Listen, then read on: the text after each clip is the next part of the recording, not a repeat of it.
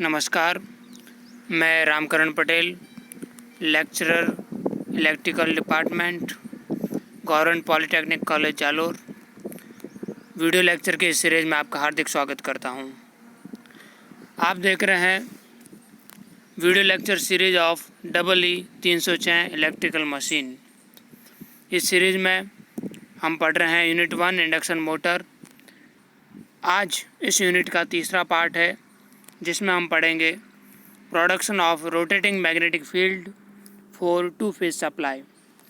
Last lecture में हमने देखा कि 3 फेज सप्लाई देने पर रोटेटिंग मैग्नेटिक फील्ड किस प्रकार पैदा होता है।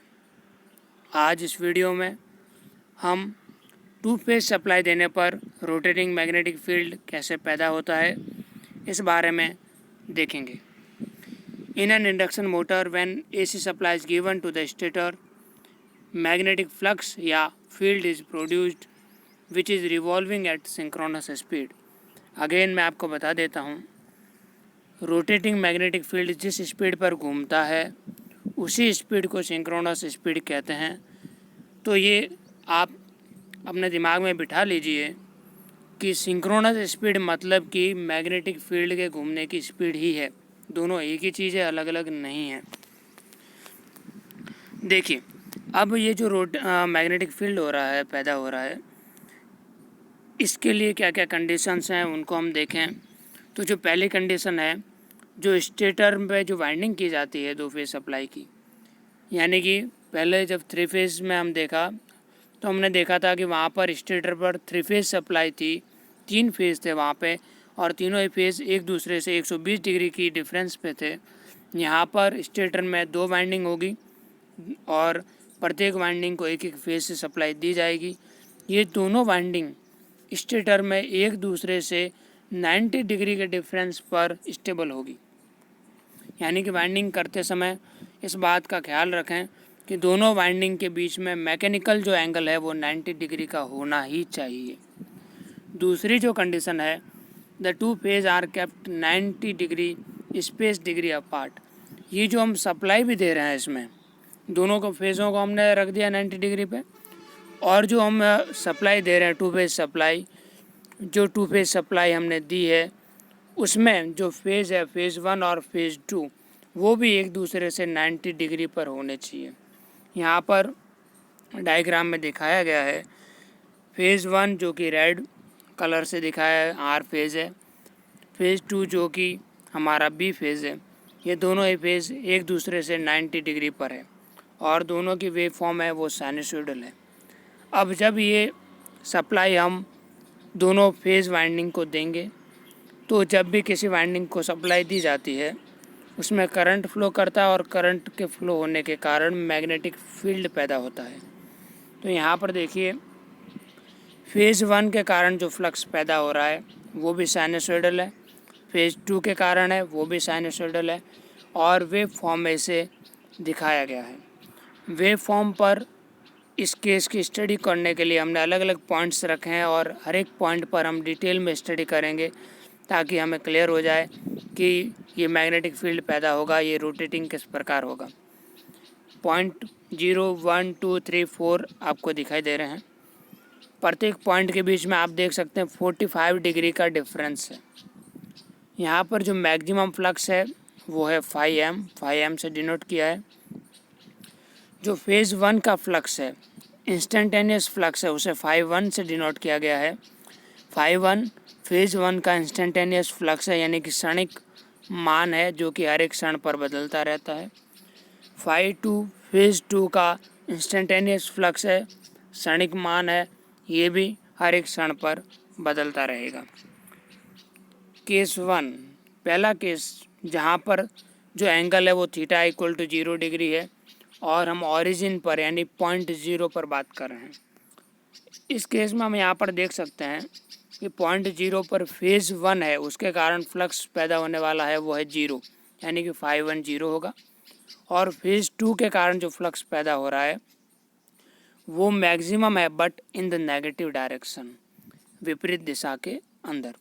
अब जब दोनों ही फेज़ का दोनों ही फ्लक्स का हम सम करेंगे तो हमें जो नेट फ्लक्स मिलेगा उसे हम रिजल्टेंट फ्लक्स भी कहते हैं और फाई आर से रिप्रेजेंट करते हैं। अब फाई वन तो जीरो है, तो नेट फ्लक्स यानी कि दोनों का सम कितना होगा, दूसरे के बराबर। तो जो रिजल्टेंट फ्लक्स है वो फाई एम यानी कि मैक्सिमम फ्लक्स है, और इस समय वो नीचे की तरफ है, हॉरिजेंटल वर्टिकल नीचे है, यानी कि इस पोजीशन को हम 0 डिग्री मान लेते हैं। चलिए अब देखते हैं केस वन के अंदर ऑरिजिन पर हमने देख लिया, magnitude of flux set bye phase one will be 0, magnitude of flux bye phase two ये मैक्सिमम होगा लेकिन नेगेटिव डायरेक्शन के अंदर है, और इन दोनों का सम करने पर जो रिजल्टेंट मिला फाई आर वो फाई एम यानी कि मैक्सिमम के बराबर है। नेक्स्ट केस टू में हम देखते हैं, हम 45 डिग्री आगे चले और पॉइंट जो एक है पोजीशन वन उसके ऊपर हम देखते हैं।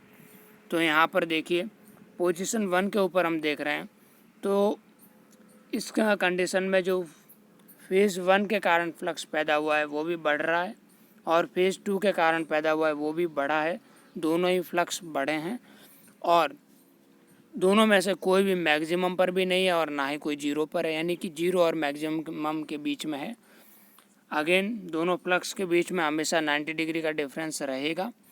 और जो रिजल्टेंट फ्लक्स है, रिजल्टेंट फ्लक्स हम यहाँ देखते हैं, तो यहाँ पर भी दोनों का सम करने पर phi are equal to maximum flux ही आया है। इससे ये समझ में आता है कि पोजीशन बदलने पर भी फ्लक्स का जो मैग्नीट्यूड है वो कांस्टेंट है, उसमें बदलाव नहीं आया है। हाँ, ये बदलाव ज़रूर आया है कि हमारा रिजल्टेंट फ्लक्स अब 45 डिग्री आगे शिफ्ट हो गया है और क्लॉकवाइज डायरेक्शन के अंदर। फ्लक्स बाय फेज वन उसका मान भी उसकी आरएमएस वैल्यू है यहाँ पे। फ्लक्स बाय फेज टू वो भी 0 और मैक्सिमम के बीच में है, और जो रिजल्टेंट है यानी कि दोनों का सम वो मैक्सिमम के बराबर है, और ये जो रिजल्टेंट फ्लक्स है वो 45 डिग्री आगे शिफ्ट हो चुका है। इसके बाद में हम देखते हैं केस थ्री। अब हम टोटल 90 डिग्री आगे चल चुके हैं, यानी कि 45 डिग्री और आगे चलते हैं और पोजीशन टू पर हम पहुंचते हैं। तो पोजीशन टू पर आप देख रहे होंगे, पोजीशन टू पर भी हम देख रहे हैं कि फ्लक्स वन और टू दोनों ही बड़े हैं, और जो फ्लक्स वन है वो अपने मैक्सिमम पर पहुंच चुका है। यहाँ पर फ्लक्स टू है वो इस वक्त 0 हो चुका है, फ्लक्स टू 0 हो गया है, केवल एक फ्लक्स है, तो रिजल्टेंट फ्लक्स वन के बराबर है, और यहाँ पर भी रिजल्टेंट का मान फाई एम है, यानी कि मान में अभी भी कोई परिवर्तन नहीं हुआ है। अगेन जो डायरेक्शन है वो हम देखें तो रिजल्टेंट 45 डिग्री आगे बढ़ चुका है, यानी कि टोटल 90 डिग्री आगे बढ़ चुका है। यहाँ पर देखिए फाई वन का मान है वो मैक्सिमम है, फाई टू वो 0 है, रिजल्टेंट फाई एम के बराबर है, और फर्दर 45 डिग्री क्लॉकवाइज डायरेक्शन में हमारा रिजल्टेंट बढ़ चुका है। केस 4, अब हम 45 डिग्री और आगे चलते हैं, यानी कि अगर इनिशियल वैल्यू से देखें तो हम 135 डिग्री आगे चल चुके हैं। यहाँ पर पोजीशन 3 पर हम देखते हैं। देखिए पोजीशन 3 पर आप देख रहे होंगे कि फ्लक्स वन है, फ्लक्स वन तो यहाँ पर मैक्सिमम होने के बाद में अब कम होने लग गया है, लेकिन फ्लक्स टू है वो अभी भी लगातार बढ़ता ही जा रहा है। तो यहाँ पर